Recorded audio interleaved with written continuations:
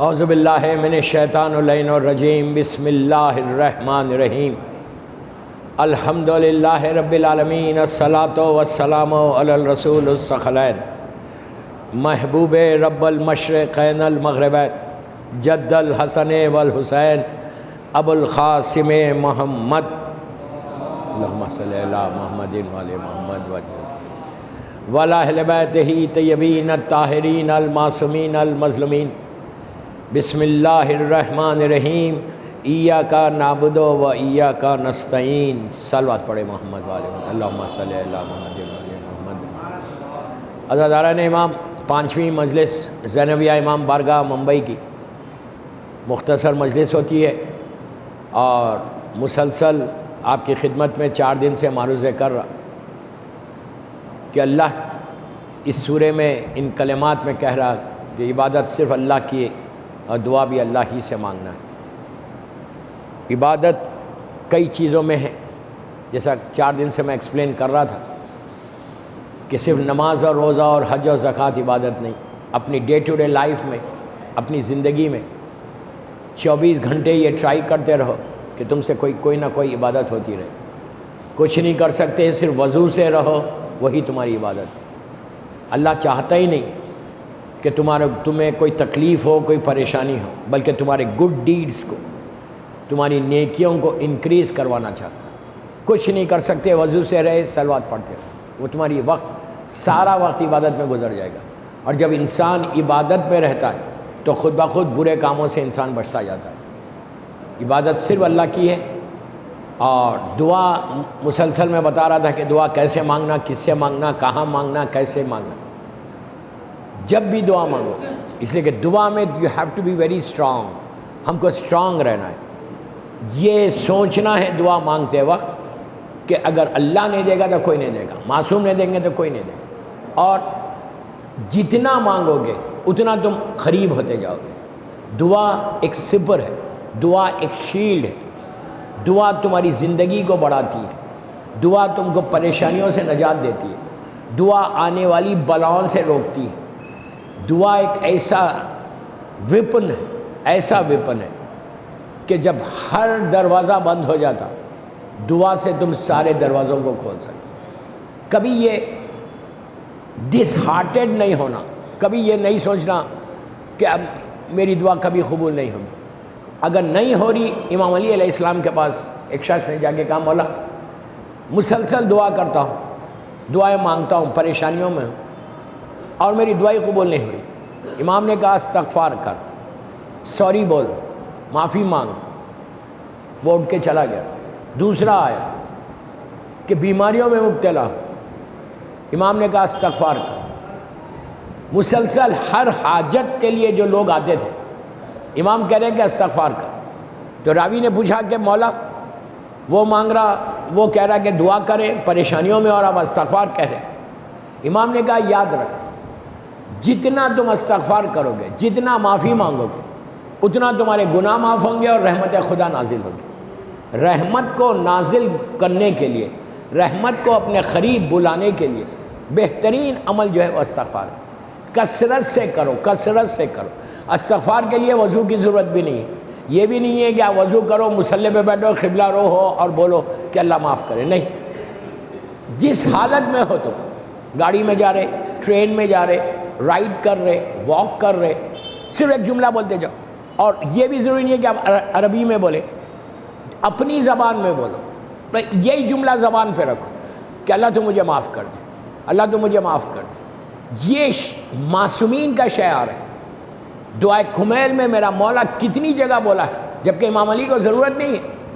علی کے نام سے آج ہمارے گناہ معاف ہو رہے، لیکن مولا معافی مانگ رہے، اللہم اغفر لی ذنوب التی تحفظ دعا۔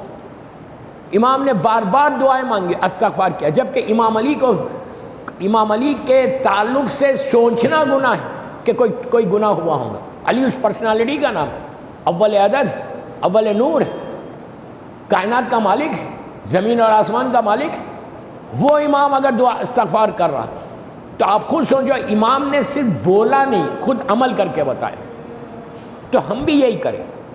محرم بہترین مہینہ، جس عزا خانے میں جاؤ، جس امام بارگاہ میں جاؤ، جب علم کے قریب جاؤ، پہلے معافی مانگو کہ مولا جیسا کرنا تھا ویسے میں نے نہیں کیا، اللہ تو مجھے معاف کر دے۔ معافی اور شکر یہ دو نعمتیں دعاؤں کو قریب کرنے کی، یہ دو برکتیں جو تم کو دعا کے قریب، اللہ کے قریب کر دے گی۔ شکر آلویز کرو، جب امام بارگاہ جاؤ شکر ادا کرو کہ اللہ تو نے صحت کے ساتھ اس قابل کیا کہ میں امام بارگاہ میں آ کے علم کی زیارت کر سکا۔ جب صبح اٹھو تو پہلا جملہ اللہ کا شکر ادا کرو کہ اللہ نے صحت کے ساتھ تم کو اٹھا دیا۔ ہمارے ذہنوں میں بھی نہیں، ہم کبھی سوچتے بھی نہیں کہ ہم کو بھی شکر ادا کرنا ہے۔ تھینک یو آپ عربی میں نہیں بولتے، اردو میں بولو، انگلش میں بولو، جو زبان تمہاری ہے، جسٹ سے thank you to your Allah. اور شکر ادا کرنے سے معصوم بولتے کہ اللہ نعمتوں کو بڑھا دیتا۔ مثال کے طور پہ تم کو 10,000 ملنا ہے، تم شکر ادا کرتے جاؤ گے تو 10 20 50 50,000، میں مثال دے رہا ہوں، ہر وہ نعمت ملے گی جب تم شکر ادا کرو گے۔ اگر تم شکر ادا ہی نہیں کرتے، اتنی اس نے نعمتیں دی، اس کی نعمتوں کا کوئی حساب نہیں۔ خود سورہ رحمان میں کہتا ہے فَبِأَيِّ آلَاءِ رَبِّكُمَا تُكَذِّبَانِ، کن کن نعمتوں سے انکار کرو گے؟ ہم تصور ہی نہیں کر رہے کہ ہمارے پاس جو نعمتیں آئیں۔ چھوٹی مثال دیتا ہوں، آپ صحت کے ساتھ ہیلتھی ہے، کوئی ہاسپٹل چلے جائیں آپ بامبے کے، اور جا کے ہاسپٹل میں دیکھو کیسے کیسے بیمار پڑے ہوئے، جب احساس ہوتا ہے کہ اللہ نے مجھے صحت دی ورنہ میں بھی یہاں ہوتا۔ راستے میں کوئی فقیر آ کے تم سے مانگ رہا، تم فوراً شکر ادا کرو کہ اللہ تو نے مجھے اس قابل کیا کہ کوئی آ کے مجھ سے مانگ رہا، ورنہ میں بھی ایسی ہوتا۔ یہ کوئی ضروری نہیں ہے کہ اگر آج تم ویلتھی ہو، آج تمہارے پاس پیسہ ہے، جس نے دیا ہے وہ لے بھی سکتا ہے، جس نے دیا ہے وہ لے بھی سکتا ہے۔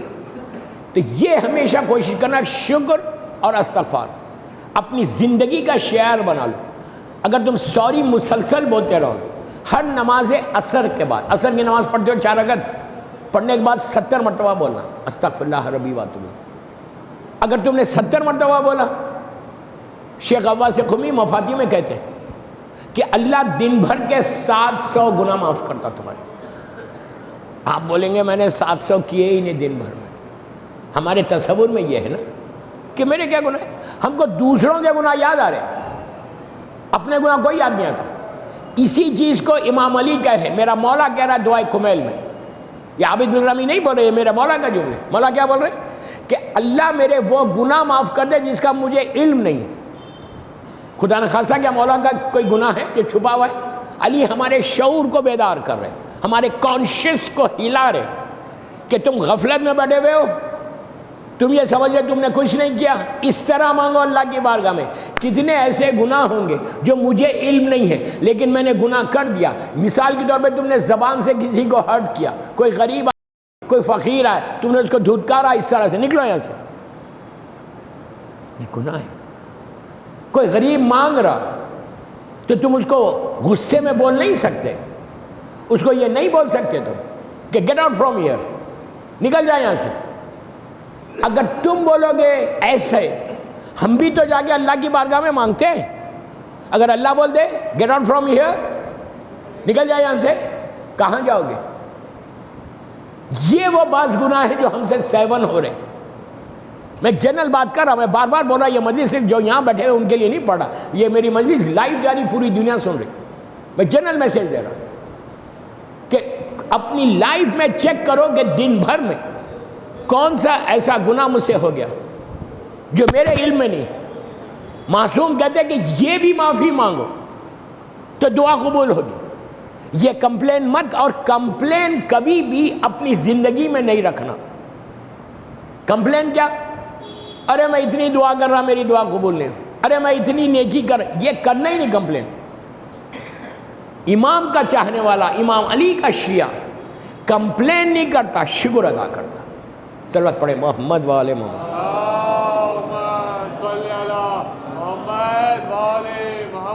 کمپلین اپنی زندگی میں رکھ، یہ سب سے بڑی بیماری ہے جو آج ہمارے پاس ہے۔ میں تو پوری دنیا دیکھتا ہوں، سب سے بڑی بیماری ہر وقت کمپلین، شکر تو آئی نہیں۔ جبکہ معصومین کا شعار کیا ہے؟ مصیبتوں پہ انہوں نے شکر ادا کیا. کربلا میں پورا گھر اجڑ گیا. ابھی مصائب پہ میں نہیں آیا, غور سے سنیں. پورا گھر اجڑ گیا. شام غریبہ میں خیمے جل گئے. جلی ہوئی خنات میں سیدانیاں بیٹھی ہوئی, جلتی ہوئی ریت کے اوپر. چوتھے امام کو اس وقت کمپلین کرنا تھا یا شکر ادا کرنا تھا؟ ظاہری طور پہ تو کمپلین کرنا تھا نا کہ پروردگار میرا بابا, میرا پورا گھر اجڑ گیا, دیکھ یہ ظالمین نے کیا کیا ہمارے ساتھ. شکوہ نہیں کیا, کمپلین نے شکوہ نہیں کیا, بلکہ امام نے کیا کیا؟ شام غریباں گھر کے لٹنے کے بعد جلتی ہوئی ریت پہ اپنی پیشانی کو رکھ کے چوتھے امام کہتے ہیں پروردگار تیرا شکر ہے کہ تو نے ہم کو اس قابل تو سمجھا کہ امتحان لیا. اس رات میں کمپلین تھا, ظاہری طور پہ ہم ہوتے, لیکن امام نے ہم کو تعلیم دی, امام نے ہم کو بتایا کہ اور ایک چیز ذہن میں رکھو, اللہ کبھی کسی بندے پہ ظلم نہیں کرتا. اللہ کی صفات میں ظلم نہیں, رحم کرتا ہے.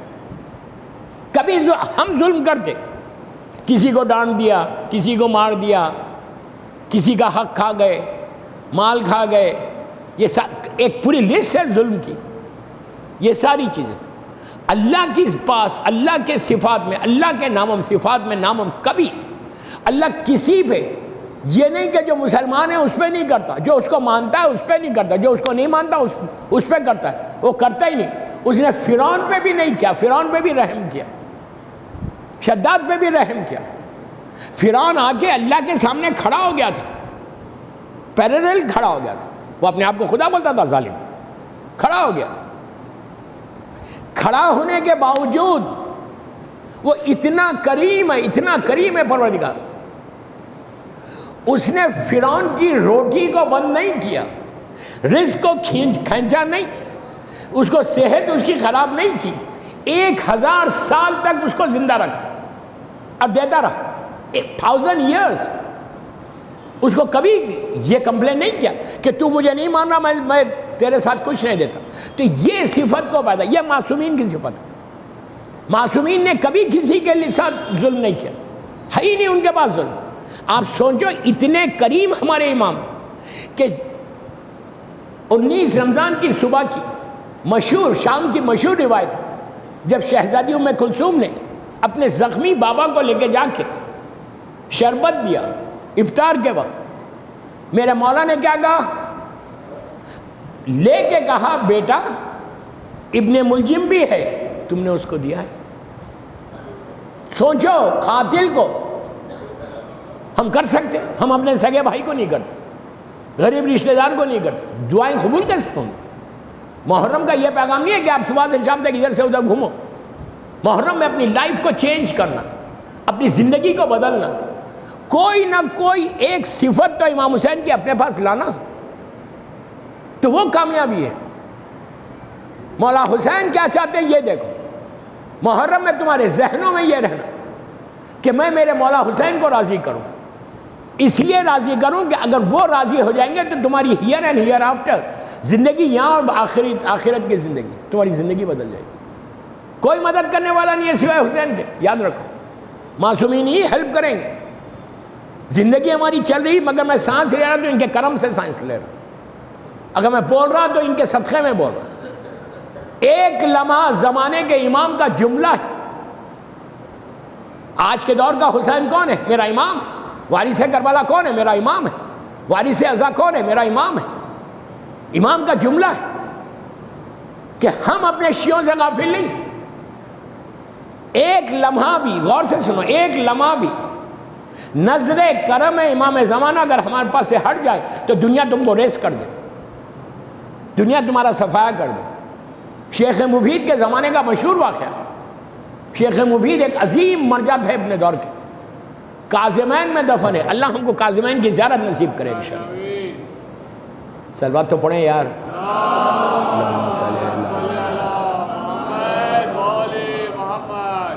شیخ مفید مولا کا جو روضہ ہے ذریعہ مبارک ہے، 2 امام ہیں وہاں پہ، 7ویں امام اور 9ویں امام، ان کے ذریعے سے چند قدم کے اوپر شیخ مفید کی لحد ہے۔ ان کے زمانے کا مشہور واقعہ ان سے کہ امام کی نظر کرم کیسی رہتی سنیں۔ بغداد میں رہتے تھے، ان کا بہت بڑا مدرسہ تھا، ان کے شاگردوں میں سید رضی، سید مرتضیٰ جیسی ہستی ہے جنہوں نے نہج البلاغہ لکھا اور جو علم الہدیٰ ہے۔ ان کے پاس ایک شخص آیا، جیسے آج آغا شیستانی اللہ ان کو سلامت رکھے، یہ بہت بڑے ہیں، شیخ مفید تو بہت بڑی ہستی ہے۔ ایک شخص آیا ایک گاؤں سے اور آ کے کہا کہ شیخ میں فلاں بستی میں رہتا ہوں اور وہاں پہ ایک عورت کا انتقال ہو گیا، ایک عورت کا انتقال ہو گیا، اور جب انتقال ہوا تو اس کی 9 منتھس کی پریگننسی تھی، پوری 9 مہینے کی مکمل پریگننسی تھی، بچہ ہونے والا تھا، ماں کا انتقال ہو گیا۔ پرانا زمانہ، 1000 سال پرانی بات کر رہا ہوں، 400 صدی کے ہے یہ۔ کہا اب ہم کیا کریں؟ اس زمانے میں میڈیکل سائنس بھی اتنی ایڈوانس نہیں تھی، اور ماں کا انتقال ہو گیا، پیٹ میں بچہ زندہ ہے، کہ ہم پیٹ چیر کے بچے کو نکال کے ماں کو دفن کریں یا ویسے ہی دفن کر دیں؟ مرجع وقت ہے، اس زمانے میں لوگ مرجع کو رجوع کرتے تھے اپنے مسئلوں کے لیے، آج تو ہر گھر میں ایک مرجع ہو گیا، ہم خود اپنے مسئلوں کو حل کر رہے ہیں۔ تو انہوں نے کہا شیخ انسان ہے؟ انہوں نے کہا نہیں، ویسے ہی دفن کر دو۔ وہ گیا، 8 دن کے بعد پلٹ کے آیا۔ جب 8 دن کے بعد پلٹ کے آیا، آ کے کہا شیخ میں آپ کا شکریہ ادا کرنے آیا ہوں۔ شیخ مفید نے کہا کیا شکریہ؟ کہا آپ کو یاد ہے میں 8 دن پہلے آیا تھا اور میں نے ایک مسئلہ پوچھا تھا آپ سے، اس عورت کا، پھر آپ غور سے سنو، اس مسئلہ پوچھا تھا عورت کا اور آپ نے جواب دیا، جواب دے کے آپ نے پھر اپنے مسئلے کو بدلا۔ جب یہ جملہ کہا تو شیخ تھوڑے چونکے، میں نے کب بدلا؟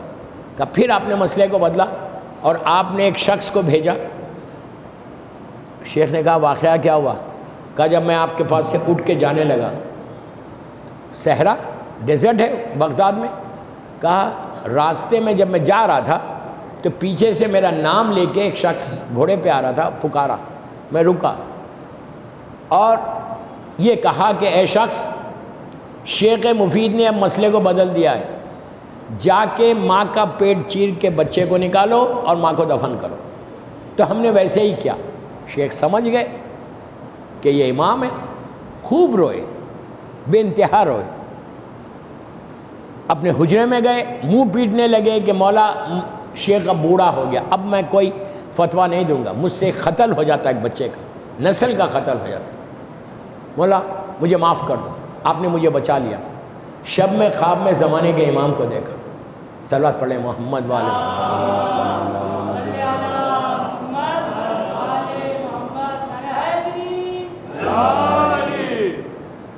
خواب میں دیکھا کہ سرکار آئے اور آ کے یہ کہہ رہے کہ شیخ تو نے یہ کیا کہہ دیا کہ تو فتویٰ نہیں دے گا؟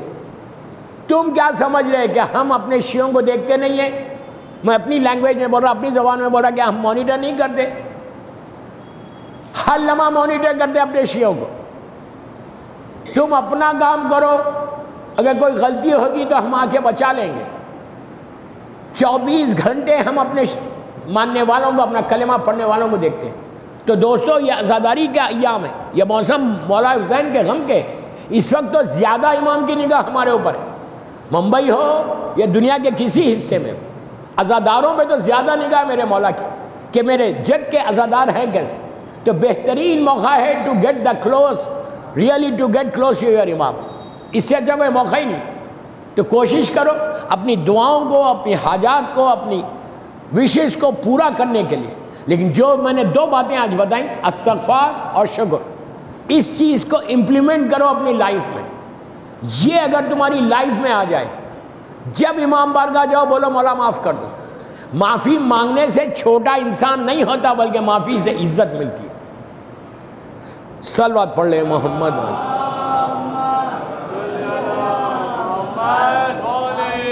جتنی عزت ملے گی نہ صرف معافی سے ملے گی اور شکر سے عزت ملے گی۔ دنیا والے عزت نہیں دیں گے، عزت تو صرف وہ دے گا۔ 24 گھنٹے 100 مرتبہ تو دن بھر میں بولو یار آئی ایم سوری۔ ہمارے پاس وہ تصور ہی نہیں ہے۔ میں جنرل بات کر رہا، برا مت مانو۔ استغفار کا تصور اگر آ جائے تو ہماری کمیونٹی ایسا آگے بڑھ جائے،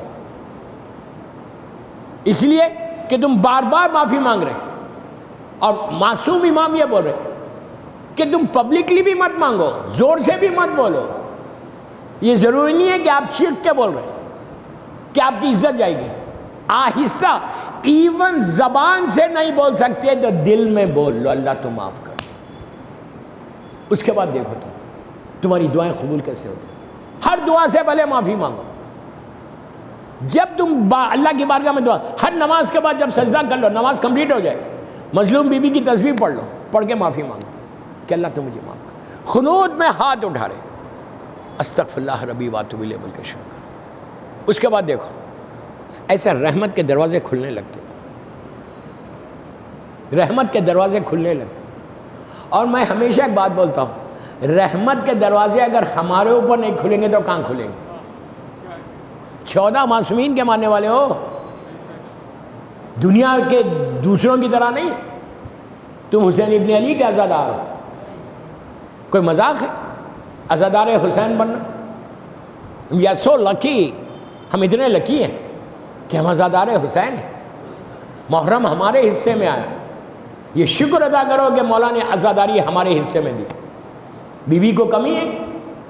کسی کو بھی چن سکتے تھے، اگر تم کو چنا، تم کو اس قابل سمجھا کہ فرش عزا پہ آؤ، جب آئے ہو فرش عزا پہ تو یہاں سے کچھ لے کے جاؤ۔ محرم کا پیغام ہی ہے۔ ابھی محرم کے 5 دن گزر گئے، بس میرا وقت ہو گیا، 5 دن گزر گئے، آج 6 کی شب ہے۔ کتنے دن باقی رہ گئے؟ صرف 4 دن۔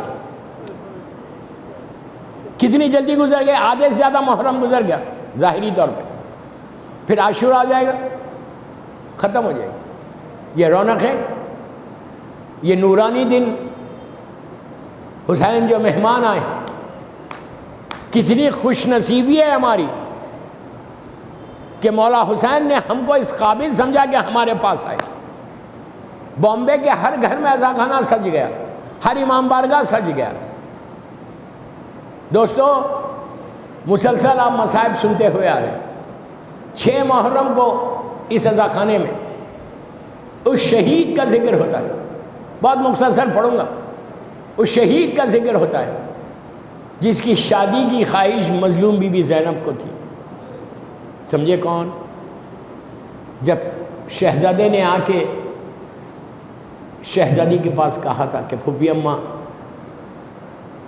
مجھے مرنے کی اجازت دیجیے، تو بی بی نے تڑپ کے کہا تھا میرے لال شادی کے ارمان تھے بیٹا، میں کیسے اجازت دے دوں؟ ماں کے پاس گئے، ماں نے کہا بیٹا 18 سال پالا ہے، کہ صرف اس لیے کہ آج میں اجازت دے دوں؟ تو اس وقت جناب علی اکبر نے لیلا سے کہا کہ اماں یہ بتاؤ کہ روز محشر آپ بھی رہیں گی، میری دادی فاطمہ بھی رہے گی۔ اگر اس وقت میری دادی آپ سے پوچھے کہ کیوں لیلا علی اکبر عزیز تھا میرا حسین عزیز نہیں تھا، بی بی کھڑی ہو گئی، کہا میرے لال جاؤ خدا حافظ۔ حسین کا یہ وہ بیٹا ہے دوستو کہ جس کے بارے میں خود مولا حسین کا جملہ ہے کہ صورت اور سیرت میں میرا نانا جیسا ہے۔ اس کے بعد کا جملہ اور قیامت کا کہ پروردگار جب بھی میں اپنے نانا کی زیارت کرنا چاہتا تھا تو علی اکبر کو دیکھ لیں۔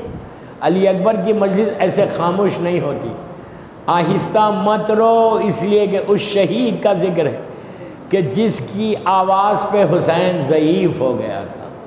جب یہ لٹا ہوا قافلہ یزید کے دربار میں پہنچا تھا اور یزید ظالم نے پہلی مرتبہ مولا حسین کے سر مبارک کو دیکھا تو ایک جملہ کہتا ہے کہ حسین بہت جلدی بوڑھے ہو گئے۔ تو دوستو شمر نے آگے بڑھ کے کہا کہ یزید جب حسین کربلا آئے تھے اتنے ضعیف نہیں تھے، عاشورے کا آدھا دن گزر گیا، حسین پہ یہ ضعیفی نہیں آئی، لیکن ایک آواز ایسی آئی کہ اس کے بعد حسین ضعیف ہو گیا۔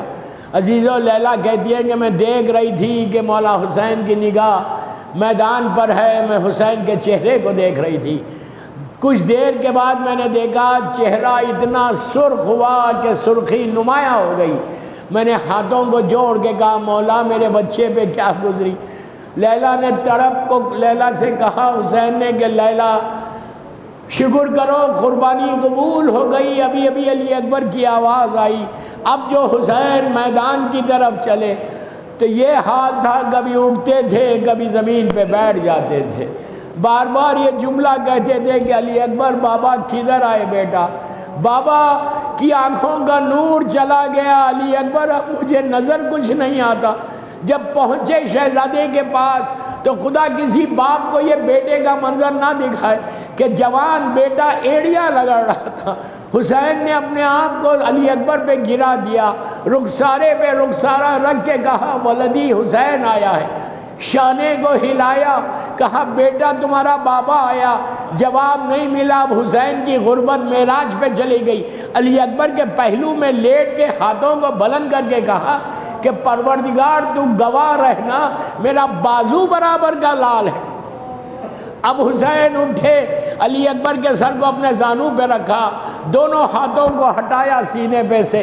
جب ہٹانے کے بعد جب سینے کے زخم کو دیکھا، حسین کا کلیجہ پھٹ گیا، آستین کو الٹی نجف کا رخ کیا، یا علی کہہ کے ورچی نکال دی۔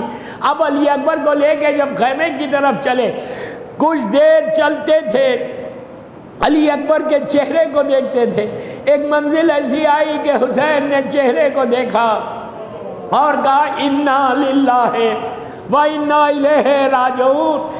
اب جوان کی میت بوڑھے باپ سے نہیں اٹھ سکی، ابا کو بچھا دیا۔ حسین اتنا غریب ہو گیا تھا، کہا بچوں آؤ، چھوٹے چھوٹے بچے نکلے۔ حسین پیچھے واہ علیہ کہتے ہوئے جب خیمے میں پہنچے، بی بی زینب نے جب علی اکبر کے لاشے کو دیکھا، شہزادی نے اپنے آپ کو گرا دیا، کہا میرے لال، ارے شادی کے ارمان تھے، بیٹا تمہارا لاشا آ گئے۔ الہی و سیدی و مولایا، پروردگار میرے شہزادے کے مصائب کا واسطہ ان آوازوں پہ اپنی رحمت کو نازل فرما۔ پروردگار یہ مجلس میری مظلوم بی بی زہرا کی بارگاہ میں قبول ہو جائے، یہ مجلس ہم سب کے لیے بخشش کا سہارا بن جائے، ہمارے گناہ کبیرہ صغیرہ کو معاف کر دے۔ اللہ یہ سال سعادت دے کہ زیادہ سے زیادہ مظلوم کا ذکر کرے۔ پروردگار جب بھی میرے مظلوم امام کا ذکر کریں اور ذکر کو میری مظلوم بیوی کی بارگاہ میں قبولیت تک پہنچا دیں۔ دنیا بھر میں امام کے چاہنے والوں کی جان، مال، عزت، آبرو کی حفاظت فرمائے۔ جنت البقیع، جنت المولا، جناب حمزہ اور اہل بیت کی قبروں پہ سایہ کر کے روشن کر دے۔ فرزند مظلوم بی بی زہرا میرے امام کو سلامت رکھنا۔ بے حق بیمار کربلا، بیمار مدینہ، سارے بیماروں کو مکمل طور پر صحت کاملہ عطا فرما، ہر بیماری سے محفوظ رکھ۔ اللہ تو کسی کا محتاج مت بنا سوائے تیرے اور محمد اور آل محمد کے۔ امام کے چاہنے والوں کی عزتوں کی حفاظت فرما، امام کے ظہور میں تعجیل فرما، ہم سب کو امام کے ناصروں میں شمار فرما، اور ہم سب کو عمرہ زیارات نصیب ہو انشاءاللہ۔ ایک سورہ فاتحہ برادرم ڈاکٹر اختر حسن رضوی صاحب کے والدین کے لیے، ان کے بچوں کے لیے اور ان کے بھائیوں کے لیے اور جمیع مومنین مومنات اور شیخ مفید کے لیے ضرور پڑھیں۔